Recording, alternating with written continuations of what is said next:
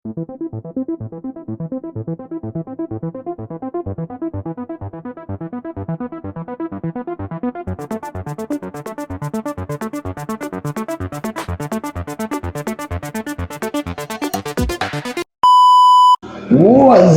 guys? Selamat pagi, siang, sore, malam buat teman-teman sekalian yang nonton video ini. Jadi kali ini eh, kita akan sama-sama membahas tentang salah satu keluarga kadal juga.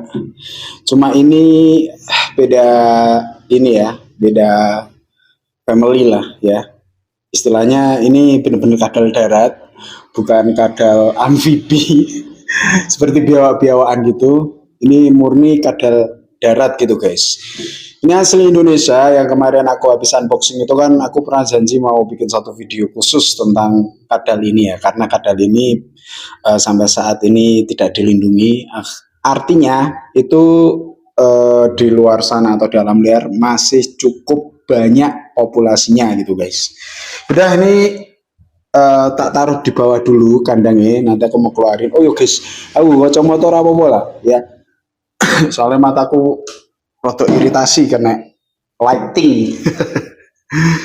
Katrok banget sih ya. Enggak, aku akan ambil kadal lesek guys. Seperti biasa, selalu menggunakan sarung tangan di awal. Oh yo yo yo yo yo yo yo. Ini dia. Udah pandang gak asing sih sebetulnya sih ya sama kadal satu ini. Yang cukup unik menurutku karena bentuknya kayak ular gitu, kepalanya mirip banget sama ular. Terus sisik-sisiknya juga hairy noise. Sisi-sisiknya juga mirip banget sama ular. Jadi udah tak taruh sini dulu.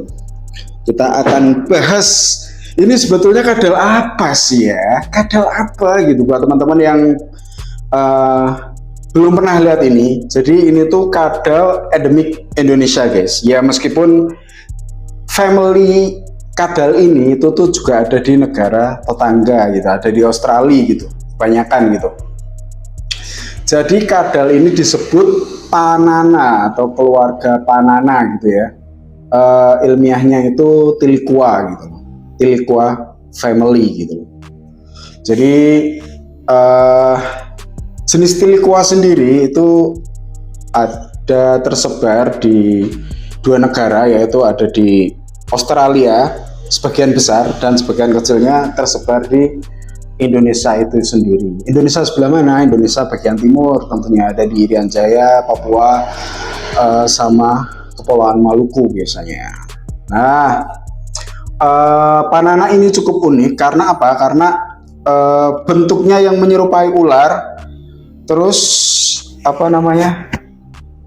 Warnanya itu bagus gitu guys, sama patternnya itu bagus gitu. Jadi kayak yang aku pegang ini itu jenis Panana tanimbar, yang teman-teman mungkin tahu lah ya, Panana tanimbar. Terus ya coraknya unik aja gitu loh. Terus paling unik itu lidahnya tuh biru guys. Kalau orang di lokal sana ya, yang ada endemik ini aslinya, endemik kadal ini aslinya, itu tuh dikira kadal ini berbisa guys, karena lidahnya biru gitu loh. Biasanya kan lidah biru, lidah yang biru gitu tuh identik sama racun gitu loh. Tapi sebetulnya ini nggak beracun guys, beneran. Ini bener-bener tidak beracun gitu loh. Di Indonesia sendiri biasa ya teman-teman memelihara ini tangkapan liar atau WC, wild cup. Terus ada yang sekarang tuh udah mencoba untuk menternakkan gitu, mengembangbiakan, atau biasa orang-orang tuh sebenarnya captive breed gitu. Udah ada sebetulnya yang captive breed Panana-Panana ini gitu. Cuma untuk motifnya ya standar kayak gini, cuma cukup bagus untuk usia kadal darat ya. Bukan usia, maksudnya jenis-jenis kadal darat itu cukup bagus, scale-nya atau sisi-sisiknya itu benar-benar menyerupai ular karena nggak kasar ya, nggak licin-licin banget gitu. Terus di Indonesia sendiri itu tuh terbagi dari beberapa lokality dan terbagi juga dari beberapa genus gitu. Terus contohnya apa ya? Kalau di Indonesia tuh ada 3 spesies, yaitu ada Tiliqua sp, terus Tiliqua skincoides, terus satu lagi Tiliqua gigas gitu guys. Tiliqua sp sendiri biasanya termasuk panana atau jenis Tiliqua yang ada di lokality Irian Jaya, atau teman-teman pecinta panana tuh biasanya nyebutnya Panana Irja gitu loh, Panana Irian Jaya gitu. Terus ada lagi Tiliqua skincoides. Nah, Tiliqua skincoides itu sebetulnya mirip-mirip sama subspesies yang ada di Australia gitu loh. Dan di Indonesia satu-satunya yang termasuk dari marga atau genus subspesies dari skincoides itu ya Panana tanimbar aja gitu loh. Yang satunya itu ada di negara tetangga atau di Australia gitu. Yang satu-satunya skincoides itu ya tanimbar, sampai sekarang masih diakui Tiliqua skincoides chimera gitu guys. Terus ada satu spesies lagi itu namanya Tiliqua gigas, itu terbagi dari beberapa lokality. Contekanku guys, bentar. Sebetulnya ini Ki, apa sih? Hampir mirip-mirip semua soalnya guys. Dari pattern atau dari segi fisik itu sama semua, hampir sama lah, bukan sama plek itu enggak. Tiliqua gigas itu ada yang gigas-gigas. Jadi Tiliqua gigas itu terbagi dari beberapa subspesies lagi. Ada Tiliqua gigas-gigas, ada Tiliqua gigas canaensis, ada lagi Tiliqua gigas evanescens gitu loh.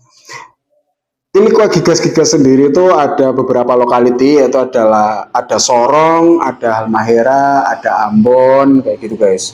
Terus Tiliqua gigas evanescens sendiri dari Kepulauan Merauke gitu loh.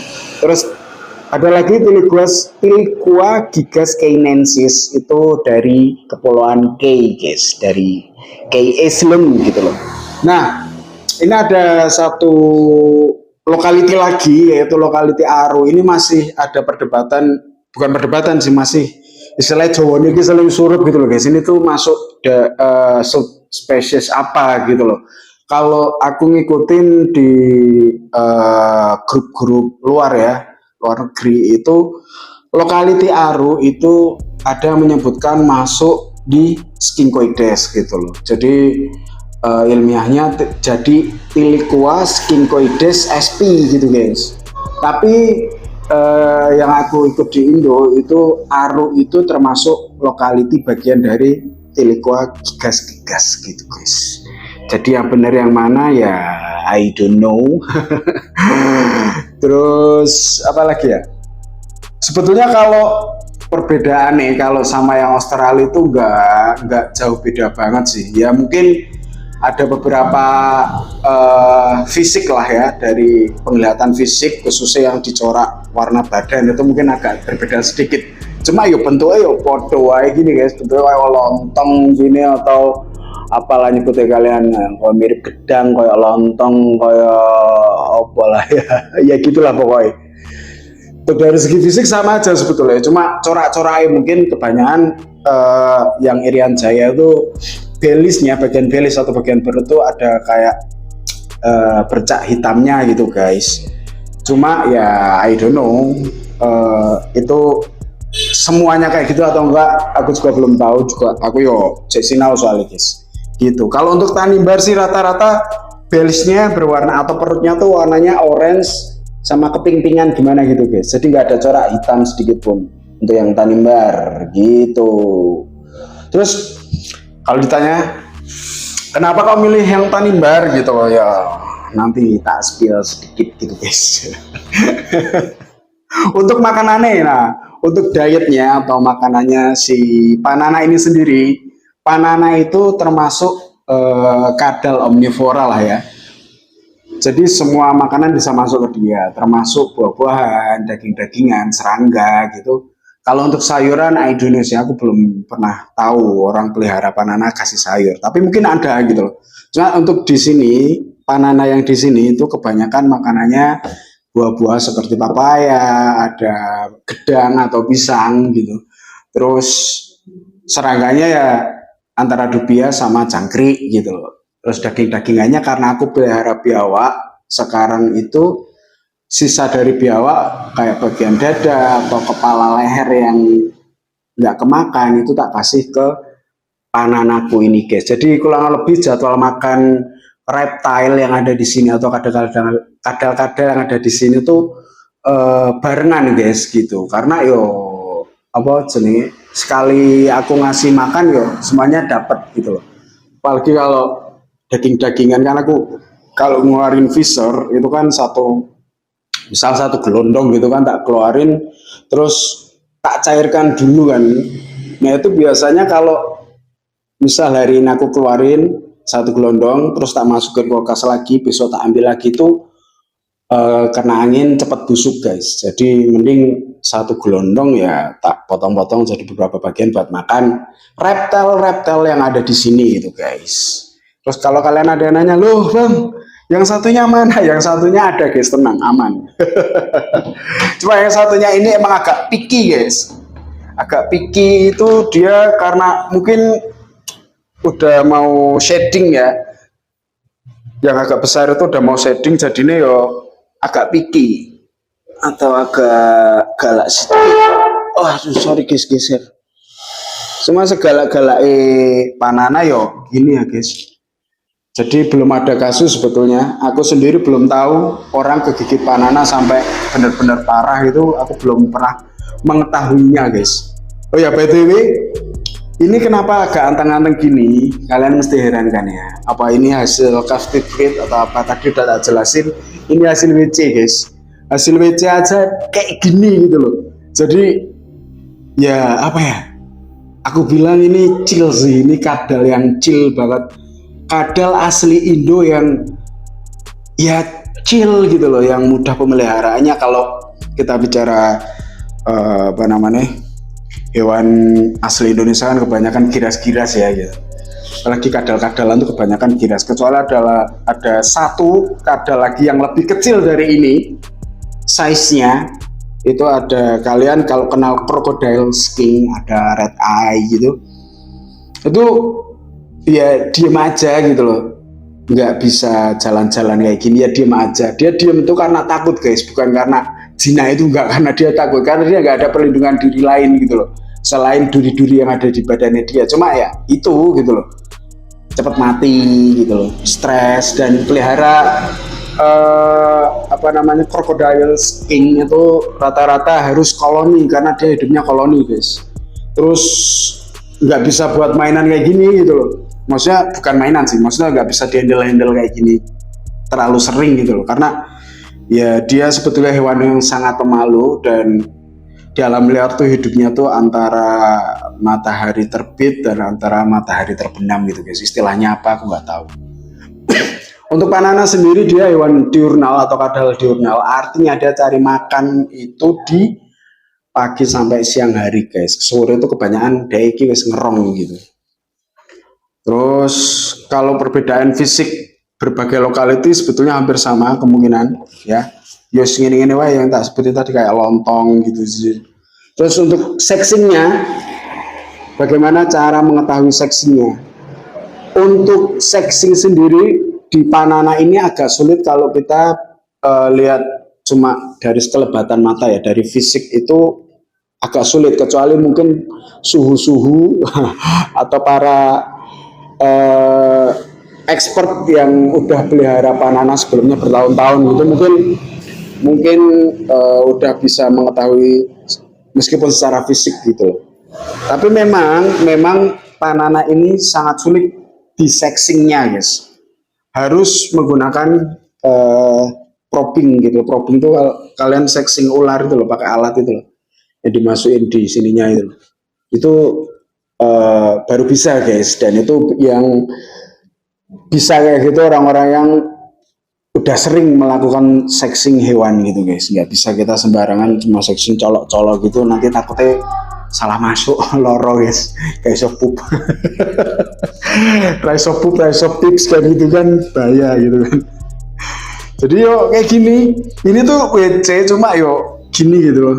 Kalau kalian pernah lihat videoku waktu dia jemur, waktu tak ambil dia kan hising-hising ya. Ya pertahanan dia gitu untuk melindungi dia salah satunya itu aja gitu, hising aja gitu. Jadi nggak ada gigit-gigit atau gimana, nggak ada gitu. Cuma katanya, kata beberapa orang itu sebetulnya Panana ini bisa detrol. Kalau kalian pernah lihat buaya atau aligator tuh mencabik mangsanya tuh sambil guling-guling, nah katanya tuh Panana bisa kayak gitu guys. Cuma aku juga belum tahu secara langsung tuh. Ojo ngasih lah ya, ojo ngasih amit-amit. Terus apakah Panana itu recommended banget buat pemula yang baru belajar perkadalan? Menurutku iya, khusus yang Tanimbar ya, khusus Tanimbar iya sih, khususnya Tanimbar ya. Karena apa? Ini salah satu kenapa aku pilih Panana Tanimbar guys. Jadi care sheet-nya dia itu beda dengan Panana lokality lain. Jadi lokality Tanimbar itu cenderung mudah dan tidak butuh kelembapan yang berarti gitu guys. Dia butuh lembab cuma nggak terlalu lembab banget gitu loh. Jadi biasanya kalau lokality lain kayak Irian Jaya, terus Halmahera, Aru gitu tuh dia butuh kelembapan guys. Jadi lembab kandangnya itu butuh lembab. Kalau enggak ya dia nggak bisa survive rata-rata gitu loh. Tapi untuk Tanimbar malah kalau bisa ya nggak lembab gitu loh. Kandangku aja setting kandangku aja alasnya cuma pakai karpet talang itu guys, karpet talang yang merah gitu loh. Itu aja gitu loh. Dan orang biasa pelihara Tanimbar cuma kayak gitu loh. Karena dia nggak butuh lembab banget gitu. Jadi di settingan kandangnya dia tuh cuma ada water dish nggak boleh telat, yang penting itu. Terus untuk jadwal makannya dia tuh sebetulnya bisa makan setiap hari. Cuma kalau di tempatku biasanya 3 hari sekali. Ngikutin jadwal-jadwal kadal-kadal lainku juga untuk makan gitu guys. Karena ya sebetulnya dia bisa makan setiap hari. Cuma aku settingnya seperti itu. Karena apa? Biasanya Panana ini kayak apa ya? Pencernaannya itu kayak sophomore gitu, nice war banget, besoknya nggak gelem makan gitu loh, picky, bahkan beberapa hari nggak mau makan gitu loh, picky banget. Jadi untuk mengontrol aja, jadi bukan artian dipuasakan tuh biar responnya bagus, nggak, kita cari amannya dia dulu gitu loh, karena dia kan bukan hewan berdarah panas ya, bukan seperti binatang pada umumnya kayak kucing dan lain sebagainya yang badannya dia itu eh, bisa menghasilkan panas sendiri untuk melumat makanan yang ada di perutnya hewan itu sendiri gitu loh. Jadi kalau kayak reptil-reptil ini dia butuh panas matahari buat metabolisme tubuhnya dia, khususnya untuk mencerna makanannya dia gitu guys. Itulah kenapa reptil pada umumnya berdarah dingin itu butuh dijemur sekali atau 2 kali ya itu guys, sebetulnya gitu. Makanya reptil ada beberapa yang ada masa hibernasinya kayak Salmon dan lain sebagainya, itu ada masa-masa hibernasinya. Itu.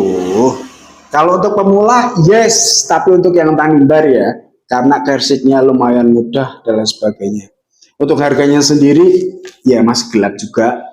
Dulu itu Tanimbar, aku waktu ikut komunitas online itu dulu tuh harga Tanimbar lumayan ya, lumayan berapa ratus ribu gitulah, di atas 500-an lah BBA-nya gitu loh. Terus nggak tahu kenapa tiba-tiba harga Tanimbar tuh anjlok ya. I don't know why, gue tahu kenapa. Dan sekarang yang lagi naik itu harga Panana, Irian Jaya sama Merauke gitu. Oh ya, by the way, Merauke, Panana Merauke itu satu-satunya Panana terbesar di Indonesia guys. Jadi dia tuh bisa panjang, bisa besar gitu loh. Bisa ya 80-90 cm lah dari ujung kepala sampai pangkal sampai ujung ekor gitulah. Kalau yang Panana Tanimbar ini aku pernah lihat orang pelihara sampai 60 cm, ya menurutku itu gede sih. Menurutku itu gede gitu. Kalau yang lain apakah bisa besar? Ya nggak bisa sebesar ini juga sih, nggak bisa sebesar Merauke sih. Sorry guys, tadi ada Bapak RT kesini. Lagi jalan sehat terus ngobrol-ngobrol di mari gitu guys. Saya kan pemuda ajaib. Ya tadi kan sampai mana ya? Oh ya, kita akan mau bahas lebih detail tentang lokalitinya mungkin gitu. Masalahnya nggak ada contohnya. Masa ya aku harus tuku beberapa lokaliti kan satu waktunya nggak ada. Bukan waktunya nggak ada, waktunya masih kurang buat handling atau buat bersihin kandangnya, karena ya aku masih wirawiri kan. Terus duitnya eman. Karena aku mau bikin kandang soalnya guys. Udah pesan, tinggal aku bayar custom. Jadi ya mungkin itu aja sih tentang Panana ini ya. Kalau untuk pemula oke, cuma recommended banget lah kalau buat pemula. Cuma ya dipikir-pikir dulu mau pilih yang kershitnya gampang atau yang jinak dari alam gitu loh guys. Cuma yo segalak-galake Panana lah ya, yo cuma hising aja menurutku ya, karena aku belum pernah kegigit. Ojo ngasih lah ya. Ojo ngasih kegigit ya, itu aja sih. Kalau untuk kershitnya gampang ya yang Tanimbar, cuma minusnya akhlaknya dia mungkin agak kurang ya dari yang lain ya. Yang lain tuh alam liar alam pun kadang udah jinak gitu. Kalau yang Tanimbar ini yo sejinak-jinaknya Tanimbar yo hising guys gitu. Cuma kalau kita handle secara rutin gitu ya, kayak sistem kadal pada umumnya lah ya, atau reptile pada umumnya lah ya, semakin kita handle ya semakin dia kenal sama kita gitu guys gitu. Karena hewan itu sejatinya jinak karo menungso ya karena keterbiasaan guys gitu. Bukan pure dia jinak gitu, enggak guys. Sewaktu-waktu ya bisa hard juga gitu. Cuma ya kita harus waspada lah waktu handling gitu aja. Yaudah itu gitu aja guys. Sedikit pengetahuan yang aku punya dan aku share ke kalian tentang Tiliqua family khusus yang ada di Indonesia gitu. Kalau yang ada di Australia itu sebetulnya ada beberapa spesies guys gitu. Ada Tiliqua apa namanya yang buntutnya itu bentuknya bob gitu. Jadi bersisiknya lebih bersisik daripada jenis Tiliqua yang lain. Biasanya orang-orang nyebutnya single back ya. Jadi kayak apa namanya, ada sisi-sisi seperti apa sih ya, salak gitu loh, cuma besar-besar gitu, terus buntutnya bob. Buntutnya itu besar cuma pendek banget gitu loh. Orang-orang biasanya sebetulnya single back sih gitu. Terus ada Tiliqua multifasciata, ada yang Nigrolitae atau Nigrolites ya, oh itulah. Banyak sebetulnya yang ada di Australia, terus coraknya tuh lebih cerah, lebih patternnya lebih keren gitu. Cuma kita syukuri yang ada di Indonesia guys. Tapi kalau kalian bisa impor ya is okay gitu, nggak apa-apa. Nggak bagian dari hobi kan. Kalau kalian bisa beli yang mahal, satu mahal, apik ngono kan yo nek go sawangan nih enak gitu kan. Cuma kalau kalian mau pelihara yang lokalan dan sengaja ingin untuk dikembangbiakan itu lebih respect saya. Dan ini aku nggak tahu yang male yang female yang mana ya, karena itu tadi untuk mengetahui male female-nya tuh harus dengan probing. Kebanyakan orang tuh pakai probing. Kalau untuk sekilas gini tuh rotok angel gitu guys, rata-rata pakai probing gitu. Udah gitu aja guys, tentang Pananesia apa ya, ya Tilikua family kali ini. Semoga bisa membuat teman-teman tambah kasanah perkadalannya, gitu, tambah pengetahuan tentang kadal yang ada di Indonesia. Sebetulnya ya keren-keren gitu, nggak kalah keren dengan yang di luar gitu loh. Kalau kalian mau pelihara, dipikir-pikir dulu care sheet-nya atau karakternya gitu kan, biar kalian nggak salah beli gitu guys. Terus udah gitu aja guys, sampai jumpa di video selanjutnya. Kalau kalian suka tolong di like lah ya, like itu yo penting kan, karena yo aku butuh like juga gitu.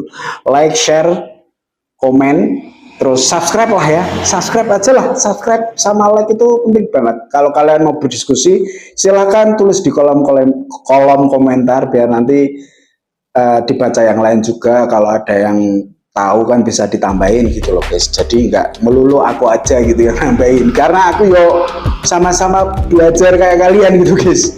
Jadi kalau kalian ada masukan atau ada pengetahuan lain, yo ditulis saya di kolom komentar, biar yang lainnya yo bisa baca gitu guys. Udah gitu aja guys, bye bye.